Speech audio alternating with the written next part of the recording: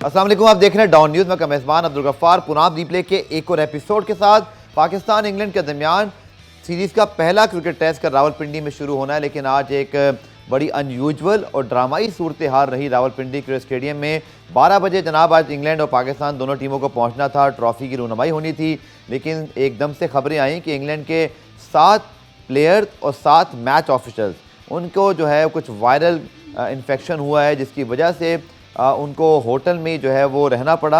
और ये optional training session जिसमें जो रूट समेत 5 से 6 इंग्लैंड के खिलाड़ी शामिल थे वो ज़रूर मौजूद थे, साथ से पाकिस्तान का भी ऑप्शनल ट्रेनिंग सेशन था। लेकिन खबर जनाब ये वायरल हुई कि चूँकि 12 आपको कुछ 12 कह रहे हैं 14, लेकिन जब हमने कंफर्म किया तो 7 प्लेयर्स हैं और 7 ही मैच ऑफिशल्स हैं इंग्लैंड के जिनको इस वायरल इन्फेक्शन का जो है वो सामना है। और इसके साथ साथ इंग्लैंड क्रिकेट बोर्ड ने जो पहली आज अपडेट दी थी दिन में जनाब वो ये थी कि हैरी ब्रूक्स, जैक क्रॉली और कैप्टन जेनिंग्स, ऑली पॉप और जो रूट ये प्रैक्टिस करने पहुंच गए थे। और several players and staff members including England captain Ben Stokes are feeling unwell and have been advised to stay at the hotel to rest up. इसी तरह अगर हम पाकिस्तान की जनाब बात करें तो पाकिस्तान की जो ट्रेनिंग है वो भी आज ऑप्शनल थी, लेकिन अच्छी बात यह है कि 17 साल बाद इस टेस्ट मैच के लिए तमाम तर तैयारियाँ मुकम्मल हैं। लेकिन इस सारी सूरत हाल के बाद जो रूट ने प्रेस कॉन्फ्रेंस की, बाबर आजम ने प्रेस कॉन्फ्रेंस की, इससे पहले आज सुबह जब हमारी आंख खुली तो इंग्लैंड ने जो है अपनी टेस्ट टीम जो है वो पहले टेस्ट की अनाउंस की हुई थी, लेकिन पाकिस्तान ने अपनी टेस्ट टीम 11 को अनाउंस नहीं किया। ये सारी अपडेट्स आपके साथ शेयर करेंगे, इस पर बात करेंगे। फीफा वर्ल्ड कप के बड़े इंटरेस्टिंग मैचेस आज मौजूद हैं। So well done Pakistan volleyball team. और इसी तरह स्क्रैबल में भी पाकिस्तान ने कामयाबी हासिल की है। बहुत सारी और चीज़ें इंशाल्लाह आने वाले प्रोग्रामों में, ना सिर्फ पाकिस्तान वॉलीबॉल टीम के कप्तान बल्कि स्क्रैबल में हमारे जिस एक नौजवान ने जाके भारत में कारनामा से अंजाम दिया उनको भी ज़रूर बुलाएंगे। लेकिन पहले जनाब आज बात करते हैं पाकिस्तान इंग्लैंड टेस्ट सीरीज़ के हवाले से, और हमारे साथ मौजूद हैं सीनियर स्पोर्ट्स जर्नलिस्ट मुनीर साहब। अस्सलाम वालेकुम मुनीर साहब।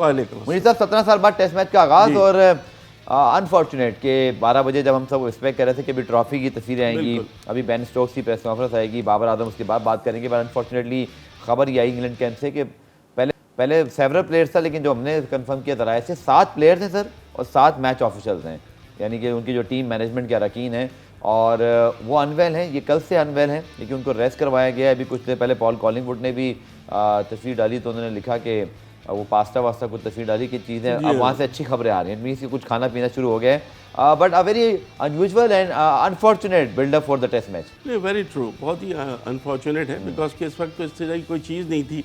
सब इंतज़ार कर रहे थे कि 24 घंटे से भी कम का वक्त है और उस तरह का रिपोर्ट आना। बहरहाल इस सब थोड़ा वायरस जो बताया जा रहा है कि शायद 24 घंटे में इसका असर ख़त्म हो जाएगा, तो अभी भी कुछ चीज़ें अभी तक श्योर नहीं है। कल मैच टाइम पे हो सकता है, टाइम पे भी शुरू हो जाए और हो सकता है कि उसको एक दिन के लिए डिले कर दिया जाए, क्योंकि प्लेइंग 11 की जो main player including the captain Ben Stokes, James Anderson, ये जो प्लेइंग 11 के मेन प्लेयर हैं ये भी उस वायरस के शिकार हो गए।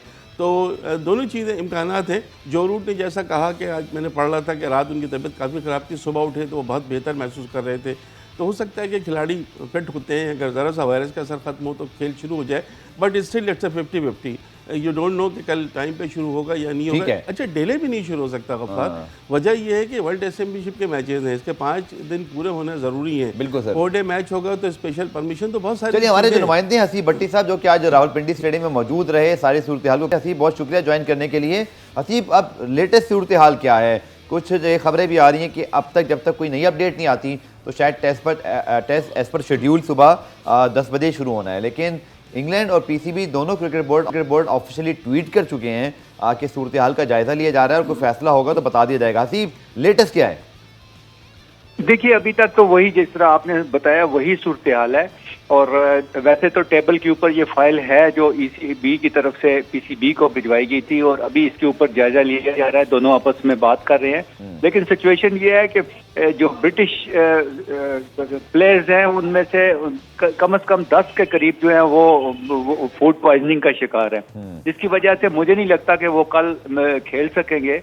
और वैसे तो आज प्रेस कॉन्फ्रेंस के दौरान भी और ईसीबी की तरफ से भी ये कहा गया था कि जरूर हमारे प्लेयर खेलेंगे, बिल्कुल फिट हैं, कोविड नहीं है उन्हें। जी, लेकिन जो वायरल में लगा है उसकी वजह से वो उनके अंदर कहते हैं वीकनेस है, जिसकी वजह से वो कल का गेम शायद ना कर सकें। इसी तरह जो पीसीबी की तरफ से बाकी कंप्लीट तैयारियां मुकम्मल हो चुकी हैं, कल के मैच के लिए हर तरह से तैयारियां मुकम्मल थी, लेकिन ये इंग्लिश टीम की बीमारी की वजह से शायद हो सकता है कि कल कुछ कहा नहीं जा सकता, अभी ये फैसला कुछ देर तक हो जाएगा। बिल्कुल हसीब, जैसे आपने कहा तैयारियां मुकम्मल हैं, तो कुछ पिच के हवाले से बात हुई। बाबर आजम तो आज उन्होंने टीम अनाउंस नहीं की, लेकिन जो रूट अभी मौजूद थे प्रेस कॉन्फ्रेंस में, उन्होंने कहा कि अच्छी पिच लग रही है और इंग्लैंड ने टीम भी अनाउंस कर दी। वो दो फास्ट बॉलर, एक फास्ट बॉलिंग ऑलराउंडर और 2 स्पिनर, जिनमें से एक लियाम लिविंगस्टन है जो कि पार्ट टाइम है और उनको दूसरा स्पिनर बनाया जाएगा। तो आसिफ, क्या मिली जुली विकेट बनने वाली है, यानी कि वही जो रावलपिंडी में होता है, पहले 2 दिन मॉइस्चर रहेगा, थोड़ा फास्ट बॉलिंग, उसके बाद फिर ये एकदम से बैटिंग स्लो ट्रैक हो जाएगा जहाँ स्पिनर्स की फिर जरूरत पड़ेगी? देखिए, इस हवाले से बाबर से जब प्रेस कॉन्फ्रेंस के दौरान ये क्वेश्चन भी हुआ था, क्योंकि पहले ऑस्ट्रेलिया के साथ इस तरह हो चुका है, उससे पहले भी पिंडी में काफी इस तरह की जो है पहले हिस्ट्री मौजूद है कि जो दोनों तरफ से इसी तरह ही होता है, कोई मैच के आखिर में कोई रिजल्ट नहीं निकलता। तो इस दफा बाबर आजम से भी यही क्वेश्चन किया गया था, क्योंकि पिछली दफा ऑस्ट्रेलिया के दौरान पाकिस्तान के जो पॉइंट्स कुछ कट गए थे, इसी वजह से पॉइंट्स बिल्कुल पिच को जो है बिलो एवरेज डिक्लेयर किया गया था। जी, तो इसी वजह से इस दफा कहते हैं कि कुछ उसमें चेंजिंग है, देखें अब क्या होता है, लेकिन ये तो कल तक सुबह ही पता चलेगा। लेकिन कहते हैं कि इस दफा जो है विकेट मुंतज़िर रहेंगे आपकी जानिब से अपडेट के, और उम्मीद है कि चलिए अच्छी अपडेट आ जाए, क्योंकि कुछ ऐसी स्पिरिट भी हमें दिखाई दे रही है इंग्लैंड क्रिकेट बोर्ड की कि वो चाहते हैं कि मामला एज पर शेड्यूल रहे। और अभी भी जो मेरी बात हुई सर पीसीबी में, तो वही कह रहे हैं कि जब तक कोई अपडेट नहीं आती अब तक मामला एज पर शेड्यूल ही है, चेंज होगा तो हम बता देंगे। लेकिन सारी बात है जो कि पीसीबी और ईसीबी ने खुद ट्वीट कर दिया। लेकिन चलें सर बात करते हैं, अब ये तो मामला इस पर घंटों बाद हो जाएगी, लेकिन मेरे ख्याल में हतमी बात हो नहीं पाएगी। पाकिस्तान की सर 11 चूँकि हमें से दो ही फैसले लेने, आगा सलमान, सऊद शकील 5वें 6ठे नंबर पे, इन दोनों में से किसी एक को खेलना है। रिजवान 5वें पे या 6ठे पे, जसवे भी आएंगे। और फिर एक है सर नवाज और फ़हीम अशरफ में से ऑलराउंडर वाला फैसला, जो कि अबरार का और हारिस का डेब्यू सर हमें सर्टन दिखाई दे रहा है।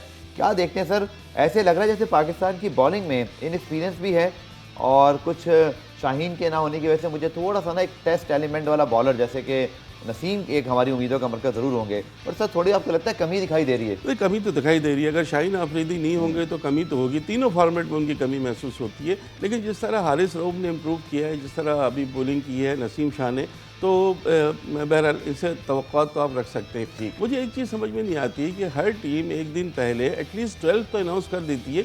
ये पाकिस्तान के साथ क्या मसला है? नहीं क्यों? अच्छा, बाबर ये कह रहे हैं दोपहर 12:30 पर कि अभी हम फैसला करेंगे। नहीं, क्या फैसला? और इंग्लैंड ने, वैसे इंग्लैंड की मुझे समझ नहीं आई, इंग्लैंड ने हम सुबह उठे, मेरे ख्याल में उनका ट्वीट हम देख लेते हैं सुबह, शायद उन्होंने मेरे ख्याल में को रात को 3-4 बजे ट्वीट किया है। उनके हम सुबह उठे जी 11 आ गई है, वो मुझे भी समझ नहीं आया, वो शायद इंग्लैंड के वक्त से भी बहुत आगे निकली गई थी बात।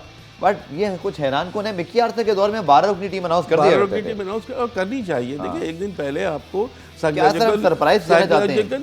साइकोलॉजिकल खिलाड़ियों को भी ये पता होगा कि भाई वो सुबह खेलना है या नहीं खेलना। उस प्रेशर में ही उन खिलाड़ियों को कि जिनका डेब्यू होना होता है या जिनका ये होता है कि वो टीम में शामिल हो सकते हैं, तो उनके लिए बड़ी फिर गलत चीज़ होती है। ये इस चीज़ को एक, आपको लगता है कि मुझे तो लगता है खिलाड़ियों को पता होगा, सिर्फ मीडिया को नहीं बताया जाता? नहीं, वो ठीक है खिलाड़ियों को, लेकिन मीडिया को बताने से खिलाड़ियों के लिए तो बड़ा अच्छा रहता है ना, इनकरेज होते हैं ना कि भाई हमारे घर वालों को पता चल गया। क्या इंडिकेट करता है कि हम फाइनल वक्त तक, आखिरी वक्त तक प्लान नहीं बना पाते, हम कंफ्यूज रहते हैं? वजह के एक चीज़ है, ये कोई इसकी ऐसी पाकिस्तान में रह के क्या इंग्लैंड ने पहले बता दिया तो फायदा उठा लेंगे क्या? कोई ऐसे इंग्लैंड ने पहले बता दिया पूरा फायदा उठा लेंगे। क्या फायदा उठा लेंगे मुझे बताएं। इस टेस्ट में समझ आ रही है भाई, कोई वर्ल्ड कप का फाइनल या बड़ा मैच या कोई इंपॉर्टेंट आपके पास ऐसा खुफिया हथियार है कि जिसको आपने रखा हुआ है कि उसको खिलाना, या फिटनेस के हवाले से इशूज़ हैं, तो बात सही है। यहाँ तो कोई इशू नहीं है ना, यहाँ प्लेइंग 11 एटलीस्ट 12 रुकनी टीम का ऐलान कर देना चाहिए था।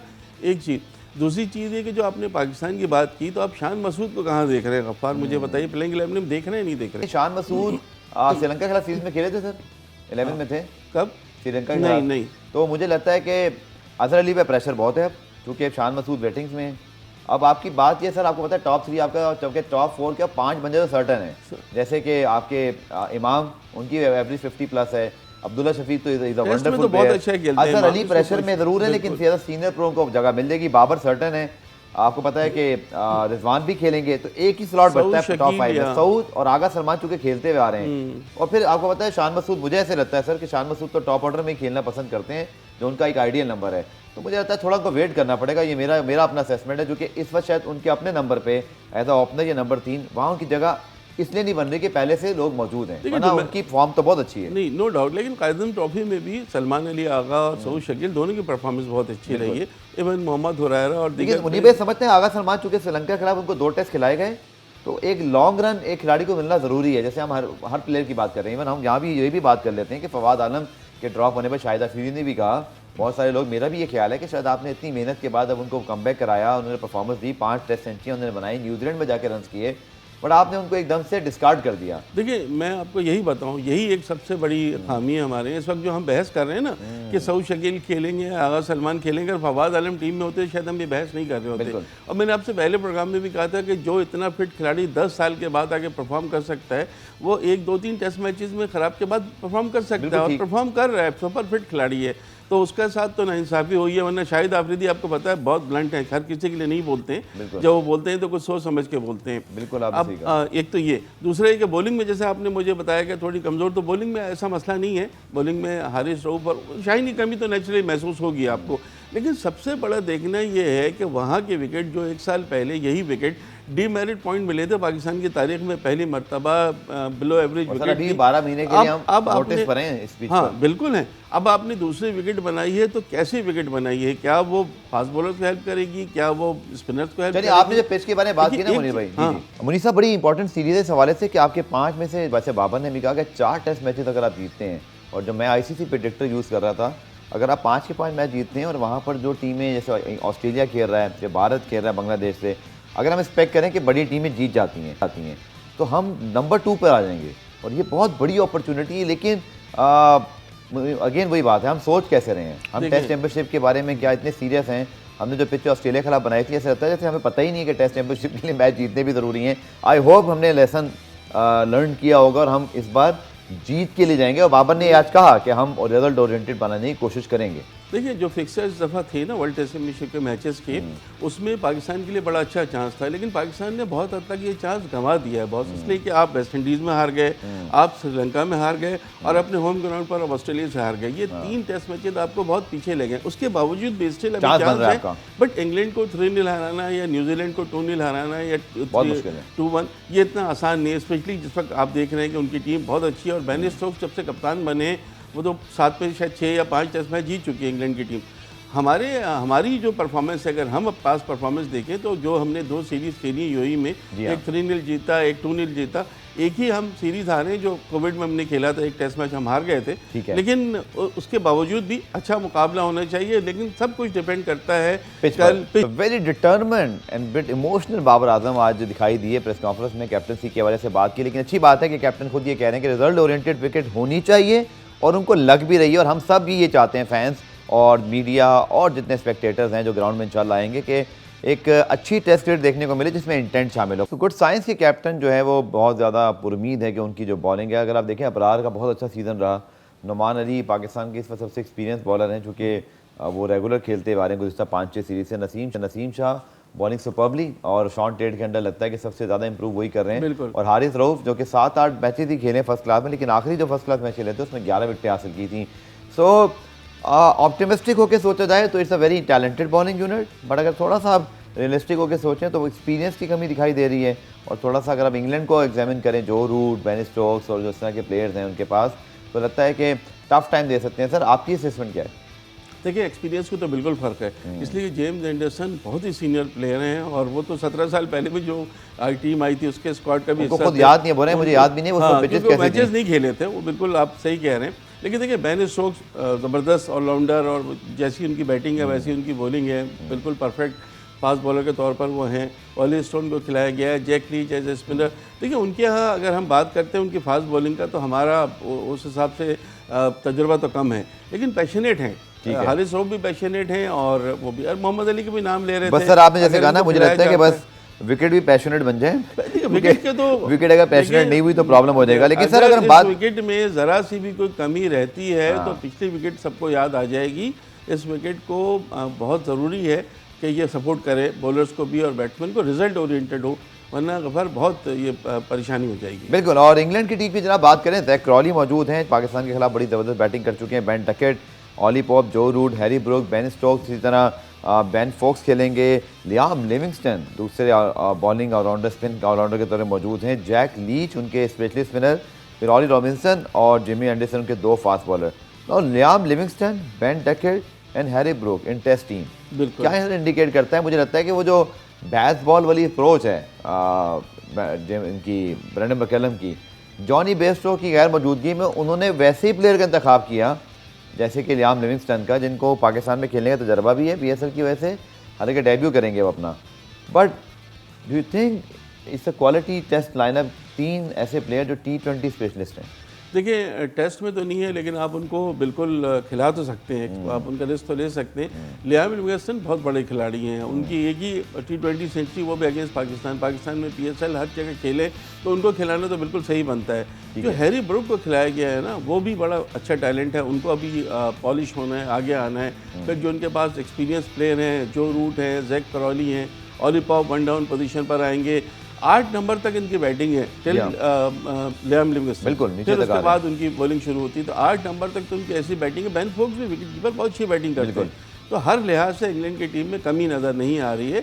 दूसरी तरफ पाकिस्तान है, पाकिस्तान का होम ग्राउंड है, पाकिस्तान को भी पूरी परफॉर्मेंस देनी चाहिए। लेकिन थोड़ी सी भी कमी गफ्फार यहाँ चलेगी नहीं, यह 100% आपको देना होगा। अगर 100% आप नहीं देंगे तो फिर इंग्लैंड की टीम से आप नहीं जीत सकते। और आप वर्ल्ड टेस्ट चैम्पियनशिप के फाइनल में पहुंचने की बात कर रहे हैं कि सेकंड टीम बन जाएगी, तो उसके लिए तो फिर बहुत ज़्यादा मेहनत की ज़रूरत है। और यही 5 मैचेस हैं आपके पास, होम ग्राउंड है, इसका जितना फ़ायदा उठा सकते हैं। जैक लीच, और अभी तो ये विकेट है पिंडी की, और शायद आगे चल के मुल्तान और कराची में स्पिनर्स का रोल इंपॉर्टेंट होगा। लियाम लिविंगस्टन बतौर सेकंड स्पिनर, ये मुझे कुछ बात समझ नहीं आ रही। या तो ऐसे लगता है जैसे इंग्लैंड ने रेहान को अभी इतना परखा नहीं है, क्योंकि पाकिस्तान के पास एक चीज़ अच्छी है, नुमान, अबरार, जाहिद महमूद, 3 ऐसे स्पिनर हैं जो स्पेशलिस्ट स्पिनर्स हैं, और डेफिनेटली वो इन विकेटों पे अगर उनको थोड़ी सी मदद मिल जाए तो इंग्लैंड को जो कन्वेंशनली अच्छा नहीं खेलते। मुझे इंग्लैंड की अप्रोच बैटिंग में तो ठीक लग रही है, लेकिन मुझे ऐसे लग रहा है सर कि मेरी अपनी ज़ाती राय में भी गलत हो कि Liam Livingstone as a second spinner doesn't seem to be fall in this category, जो एक टेस्ट स्पिनर की जो है ना, वो बाकी अल्लाह बचा ले बुरे वक्त से, कि मैं जो कह रहा हूँ वो विकेट ले जाएंगे। विकेट देख के जो है ना टीम डिसाइड की जाती है। आई थिंक विकेट को अभी परखा नहीं है या नहीं जो समझा उनके, क्योंकि आपको याद है जेम्स एंडरसन ने जब प्रेस कॉन्फ्रेंस की थी, I am not a good reader. हाँ, लेकिन उन्होंने ये कहा था जब विकेट आपको सपोर्ट नहीं करे तो आउट ऑफ द बॉक्स जाके बॉलिंग करनी पड़ती है। इनके पास जो रूट भी इनके स्पिनर हैं, वो भी अच्छी बॉलिंग कर लेते हैं। लियाम लिविंगस्टन तो खैर कर ही रहे हैं, और जैक लीच इनके स्पेशल, बाकी 3 इनके फास्ट बॉलर हैं। और एक एडवांटेज को ये कि उनके कप्तान बेन स्टोक्स कंप्लीट ऑलराउंडर हैं। उन्हीं को मिला के मैं कह रहा हूँ कि 3 इनके पास फास्ट बॉलर हो जाएंगे, और रॉबिन्सन, मार्क, जेम्स एंडरसन और वो, और एक स्पिनर, 4 तो ये परफेक्ट है ना, और बाकी लियाम लिविंगस्टन और जो रूट कमी पूरी करेंगे। तो अभी बहरहाल देखना होगा। मैं फिर आपसे कहूँगा कि विकेट जो भी है रिजल्ट ओरिएंटेड हो तो मज़ा आएगा। 5 दिन के बाद अगर मैच ड्रॉ हो जाएगा, डल ड्रॉ जैसा हमने पिछला देखा था, फिर कराची में देखा था, वो चीज़ नहीं होनी चाहिए। एटलीस्ट मैच का रिजल्ट निकलना चाहिए, जो बहुत ज़रूरी है। चलें, बहुत शुक्रिया। और बात करते हैं जनाब फीफा फुटबॉल वर्ल्ड कप की, जिसके अब प्री क्वार्टर फाइनल मरहले की जो लाइनअप्स हैं वो कंप्लीट होने लगी हैं, क्योंकि अब हर टीम हर ग्रुप में अपना तीसरा मैच खेल रही है। साइमल्टेनियसली मैचेस चल रहे हैं ताकि चारों टीम एक वक्त में खेल रही हैं, और फिर एक फेयर रिजल्ट जो है वो और एक अनबायस्ड अप्रोच हमें टीमों की दिखाई दे। तो आलमी चैंपियन और के पहले ही ज़बरदस्त परफॉर्मेंस दिखा चुके हैं। ट्यूनिस से खेलेंगे, ऑस्ट्रेलिया डेनमार्क का मैच इंपॉर्टेंट है, लेकिन जिस मैच का लोग इंतजार करें वो है जनाब लियोनेल मेसी जब खेल रहे हो तो पूरी दुनिया उनको देखती है। पोलैंड, अर्जेंटाइन और सऊदी अरेबिया वर्सेस मैक्सिको। तो मुनीर भाई, बड़ा मिक्स रिजल्ट रहा है सऊदी अरब के लिए, चूँकि अर्जेंटाइन को हरा दिया लेकिन फिर उसके बाद इनको शिकस्त हुई।